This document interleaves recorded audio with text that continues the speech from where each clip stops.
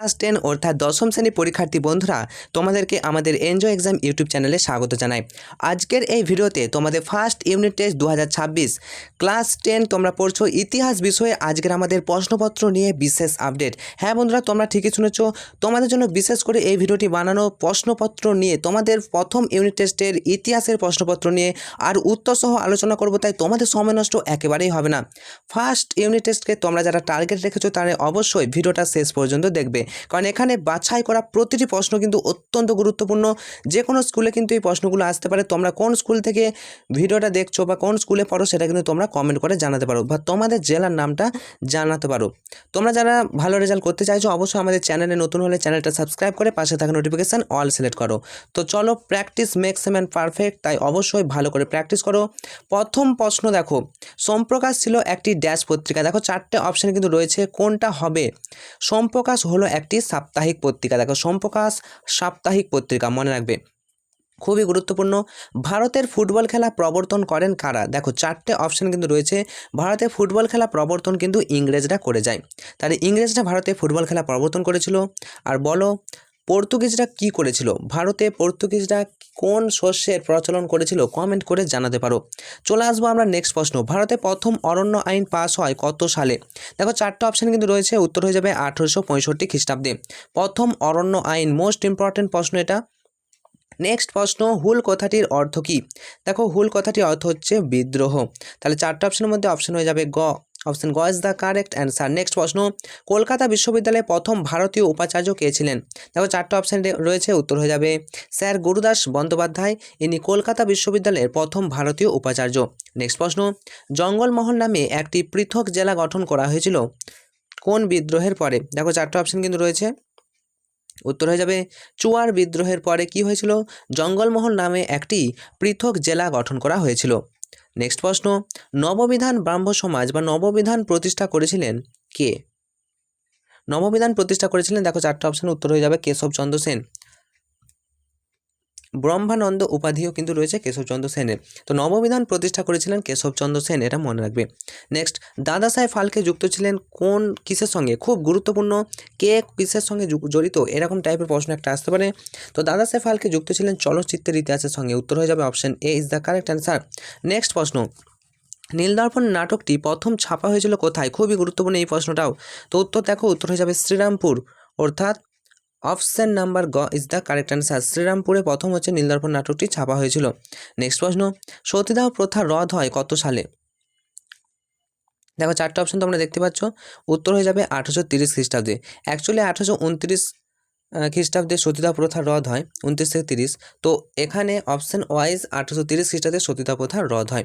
Next প্রশ্ন, এবার দেখো বিভাগ খ, একটি সম্পূর্ণ বাক্যে উত্তর দিতে বলছে। বিপিনচন্দ্র পালের আত্মজীবনী গ্রন্থের নাম কি? খুব গুরুত্বপূর্ণ, দেখো উত্তর হয়ে যাবে বিপিনচন্দ্র পালের আত্মজীবনী গ্রন্থের নাম হলো 70 বৎসর। ব্রাহ্ম সমাজকে প্রতিষ্ঠা করে? দেখো উত্তর হয়ে যাবে ব্রাহ্ম সমাজ প্রতিষ্ঠা করে রাজা রামমোহন রায়। নেক্সট প্রশ্ন, ঠিক বা ভুল নির্ণয় করতে বলছে। তোমাদের ঠিক বা ভুল কিন্তু আসতে চলেছে, আর এরকম টাইপের কোশ্চেন আসবে। দেখো ঠিক ভুল, প্রথম বলছে যে 1911 খ্রিস্টাব্দে মোহনবাগান ক্লাব আইএফএ সিল জয় করেছিল, একদম কারেক্ট। 1911 খ্রিস্টাব্দে মোহনবাগান ক্লাব আইএফএ সিল জয় করেছিল, অবশ্যই এটা ঠিক। নেক্সট প্রশ্ন, শ্রীরামপুর মিশন প্রতিষ্ঠা করেছিলেন রামকৃষ্ণ মিশন প্রতিষ্ঠা করেছিলেন, এটা কিন্তু একেবারেই ভুল, কারণ শ্রীরামকৃষ্ণ নিজের নামে রামকৃষ্ণ মিশন প্রতিষ্ঠা করেননি। রামকৃষ্ণ মিশন প্রতিষ্ঠা করেছিল স্বামী বিবেকানন্দ, ঠিক আছে। নেক্সট কোয়েশ্চেন, সঠিক ব্যাখ্যা নির্বাচন করতে বলেছে। দেখো প্রথমে বিবৃতি কি বলছে, যে রাজা রামমোহন রায় লর্ড আর্মহার্স্টকে চিঠি লিখেছিলেন, খুবই ভালো কথা। তো দেখো অনেকগুলো বিবৃতি তোমাদের থাকবে, আমি তোমাদের ডাইরেক্ট অ্যান্সার লিখে দিচ্ছি, ব্যাখ্যা থাকবে। তো উত্তর হচ্ছে পাশ্চাত্য শিক্ষা বিস্তারের আবেদনের জন্য রাজা রামমোহন রায় লর্ড আর্মহার্স্টকে চিঠি কিন্তু লিখেছিলেন। নেক্সট বিবৃতি, 2 নম্বর বিবৃতি, হিন্দু প্যাট্রিয়ট পত্রিকা গুরুত্বপূর্ণ। তো কারণ কি? কারণ নীলকরদের অত্যাচারের সমালোচনা করা হয়েছিল এই হিন্দু প্যাট্রিয়ট পত্রিকায়, আর সেই কারণে কিন্তু গুরুত্বপূর্ণ। এবার দেখো বিভাগ গয়ের সংক্ষিপ্ত প্রশ্ন, 2 থেকে 3টি বাক্যে উত্তর। দেখো প্রথম প্রশ্ন, সংবাদপত্র ও সাময়িক পত্রের মধ্যে পার্থক্য কী? খুবই গুরুত্বপূর্ণ একটা প্রশ্ন, তো এটাকে তোমরা নোটস করতে পারো খাতায়। উত্তর দেখো, সংবাদপত্র প্রতিদিন প্রকাশিত হয় এবং তাৎক্ষণিক খবর পরিবেশন করে, আর সাময়িক পত্র সাপ্তাহিক বা মাসিকভাবে প্রকাশিত হয়। এতে বিশ্লেষণধর্মী প্রবন্ধ ও সাহিত্য প্রকাশিত হয়। তাহলে সংবাদপত্র ও সাময়িক পত্রের মধ্যে অনেক কিন্তু পার্থক্য রয়েছে। নেক্সট, উডের ডেসপ্যাচের গুরুত্ব লেখো। দেখো, 1854 খ্রিস্টাব্দে উডের ডেসপ্যাচ ভারতে আধুনিক শিক্ষা ব্যবস্থার ভিত্তি স্থাপন করে। আর এর ফলে ইংরেজি শিক্ষার প্রসার ঘটে এবং বিশ্ববিদ্যালয়ের প্রতিষ্ঠার কিন্তু পথ সুগম হয়।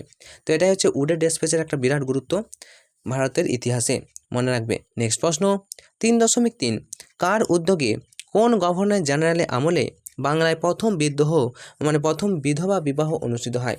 সবাই জানো, ঈশ্বরচন্দ্র বিদ্যাসাগরের উদ্যোগে এবং লর্ড ডালহৌসির আমলে বাংলায় প্রথম বিধবা বিবাহ অনুষ্ঠিত হয়।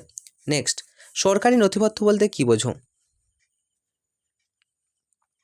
দেখো, সরকারি নথিপত্র সরকারি দপ্তরে সংরক্ষিত প্রশাসনিক কাজ, সিদ্ধান্ত এবং তথ্য সম্পর্কিত লিখিত দলিলকেই সরকারি নথিপত্র বলা হয়। খুবই গুরুত্বপূর্ণ। তাহলে সরকারি নথিপত্র কোনগুলো?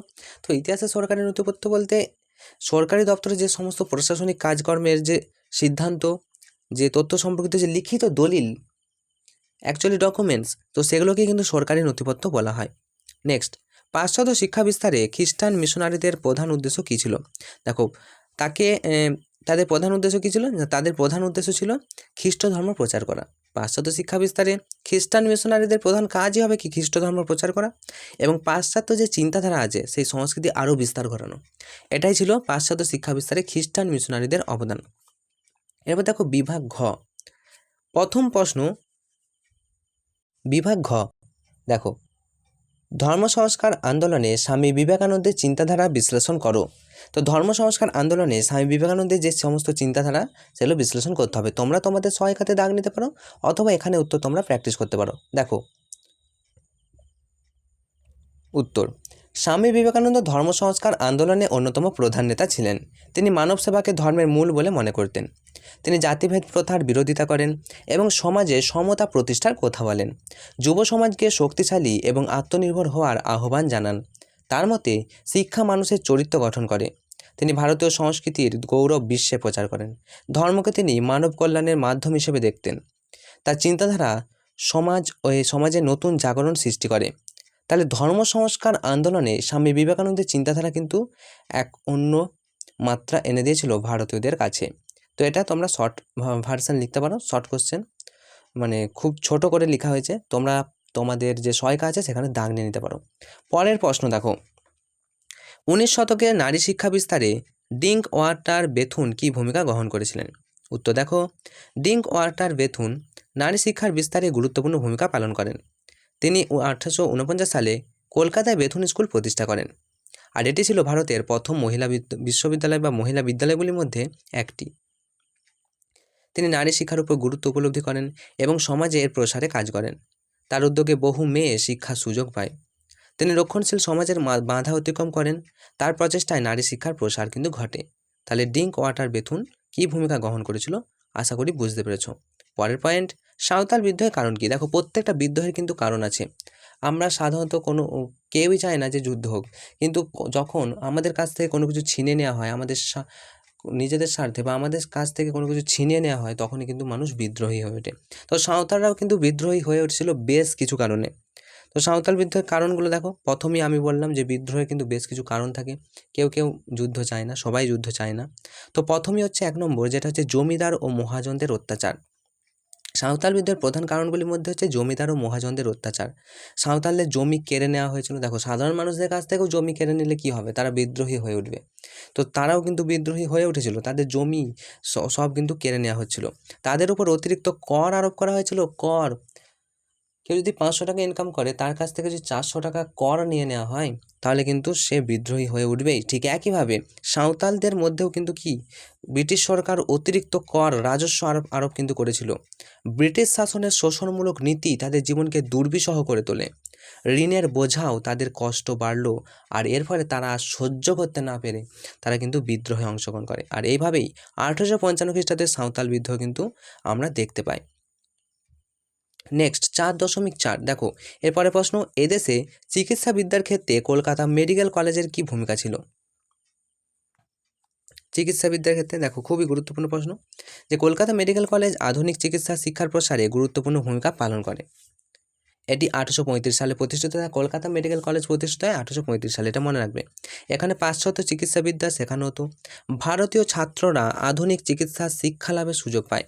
এটি চিকিৎসা ক্ষেত্রে একটি নতুন দিগন্ত উন্মোচন করে। দেশের স্বাস্থ্য ব্যবস্থার উন্নতিতে এটি কিন্তু সহায়ক হয়। এরপরে আমরা চলে আসবো বিভাগ 5 নম্বরের বড় প্রশ্ন। দেখো, তোমরা পারলে স্টার মার্ক করো। বিদ্যাসাগরের নেতৃত্বে বিধবা বিবাহ আন্দোলনের সংক্ষিপ্ত বিবরণ দাও, অথবা তারই সাথে বিদ্যাসাগর কতটা সাফল্য অর্জন করেছিলেন। তো প্রথম উত্তর দেখো, ঈশ্বরচন্দ্র বিদ্যাসাগর ছিলেন 19 শতকের একজন বিশিষ্ট সমাজ সংস্কারক, সমাজসেবী মানুষ। সে সময় হিন্দু সমাজে বিধবাদের অবস্থা অত্যন্ত করুণ ছিল। তারা পুনর্বিবাহ করতে পারতো না, অর্থাৎ একবার বিধবা হয়ে গেলে তার পুনরায় আর বিবাহ করতে পারতো না, এবং সমাজ অবহেলিত হতো, সমাজে অবহেলিতভাবে জীবনযাপন করতে হতো। আর বিদ্যাসাগর এই প্রথার বিরুদ্ধে আন্দোলন শুরু করে। তিনি শাস্ত্র থেকে প্রমাণ দেন যে বিধবা বিবাহ বৈধ। তিনি সমাজের রক্ষণশীলদের বিরোধিতা উপেক্ষা করে সরকারকে আইন প্রণয়নের জন্য আবেদন জানান। আর তার প্রচেষ্টায় 1856 সালে হিন্দু বিধবা বিবাহ আইন পাস হয়, আর তার উদ্যোগেই প্রথম বিধবা বিবাহ অনুষ্ঠিত হয়। তো কতটুকু সাফল্য অর্জন করতে পেরেছিলেন তিনি? তিনি আইন পাশ করতে সফল হন এবং সমাজে সংস্কারের সূচনা করেন। তবে কুসংস্কার পুরোপুরি এখনও দূর হয়নি। এখন দূর হলেও পুরোপুরি তখন সেই সময় দূর হয়নি। কুসংস্কার এখনও তো আছে, কুসংস্কার। তো এটাই কিন্তু ছিল, খুব ভালো করে লেখা আছে, ভালো করে তোমরা প্র্যাকটিস করলে এটা তোমরা লিখতে পারবে, মন দিয়ে শুনলেই। পরের প্রশ্ন, নীল বিদ্রোহ এর কারণ ও ফলাফল লেখো। আমি আগেই বলেছি যে বিদ্রোহ এর কারণ ফলাফলগুলো সেম, প্রায় পয়েন্টগুলো একই হবে। তো নীল বিদ্রোহের কারণ কি, সাঁওতাল বিদ্রোহের কারণ কী ছিল, সেম, তবে একটু আলাদা। দেখো, নীল বিদ্রোহে 1859 থেকে 60 খ্রিস্টাব্দে বাংলার কৃষকদের একটি গুরুত্বপূর্ণ আন্দোলন। নীলকররা কৃষকদের জোর করে নীল চাষ করত। তারা কম দামে ফসল কিনত আর অত্যাচার করত, ও কৃষকদের ঋণের ফাঁদে ফেলে দিত। এইভাবে কিন্তু নীল বিদ্রোহ শুরু হয়েছিল।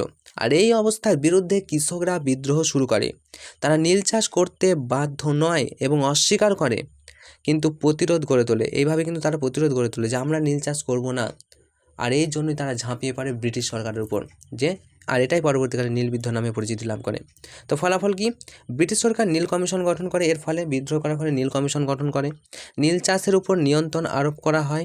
কৃষকদের মধ্যে সচেতনতা বৃদ্ধি পায়। এগুলোই এর ফলাফল।